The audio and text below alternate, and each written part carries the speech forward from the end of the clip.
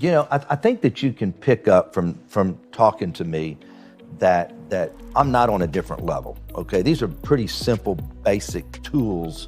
And so nobody out there is listening to him and saying, God darn, he's just using words and he's just so much smarter than me, so I'm not gonna become worth $5 billion. That book is bullshit, okay? He's just naturally smarter than me.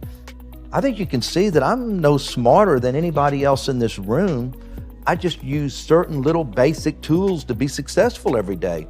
Take the word no out of your vocabulary. Worry about your customer, no spare customers. Use the 95-5 rule. Separate yourself from everybody else. Be the bull at whatever you do, and on and on and on.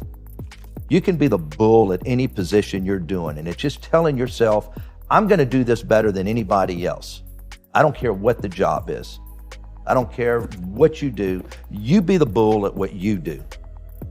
Well, you just gotta keep punching and just take care of your business, and you just realize until they come and shut you down or lock the doors or you can't get product or whatever, until you can't make a payroll. You'd be surprised what you can take though. And you just keep punching, and believe it or not, times, get good. And it goes back to what I once again preach. When times are really bad, we forget they're ever gonna be good again. And when times are really good, we forget they're gonna be bad again. I don't fear anything, but I worry about everything. And the day you stop worrying in good times, the paddle will get you behind. And so as great as things are in life, I know you're only a few steps or a few incidents away from something bad happening. You can never forget it. I'm taking the next steps right now to get to the next level. Because that's my sport. Let's go play pickup basketball. Let's go to the office and play business. And that's what I do every day. I go to the office and play business. You gotta know what you know and what you don't know. And I knew that I understood business. Now don't ask me to, go win an Emmy. I took guitar lessons for 4 years and I still struggle playing a guitar. I can't draw a stick person very good, but I knew that I understood business. So I know what I know, and I know how to do due diligence on a deal. I don't worry about making a bad deal because I feel like that's what I know. I think if you know business or not. And people ask me, should I go get my MBA? And you know what I usually tell them? You know if you need to go get your MBA.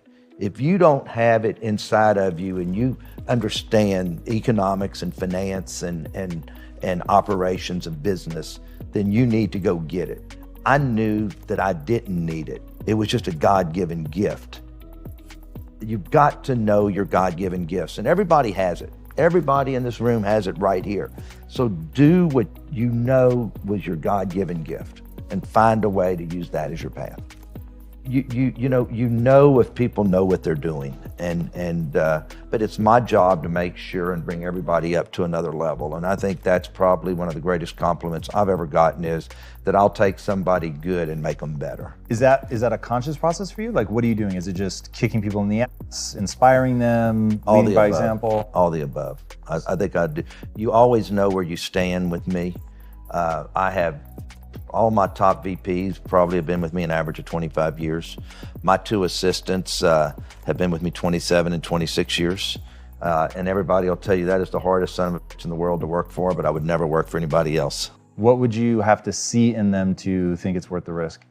I think one of the best things that I ever did was I will look at somebody's resume and I can say, you know what? You've never been with the right company, and that's why you haven't excelled, and that's why you're in here today. And so many people choose the wrong company to go to work for. And I look at people all the time, and I look at your resume and say, why did you go to work for this company? I knew they were screwed up when you went to work for them, okay? And so some people just are not good at choosing the right company, and also the person interviewing makes promises that never happen. And I think that's one of the biggest mistakes that people make, is choosing the wrong company to go to work for. Do they really have good liquidity? Are they going to be in business? Are they an acquisition target where all of a sudden that they are and you're going to get bought and probably laid off? Everything is do they have a product that is going to be around for a long time? So everything from liquidity to product, acquisition target, growth, where are you going to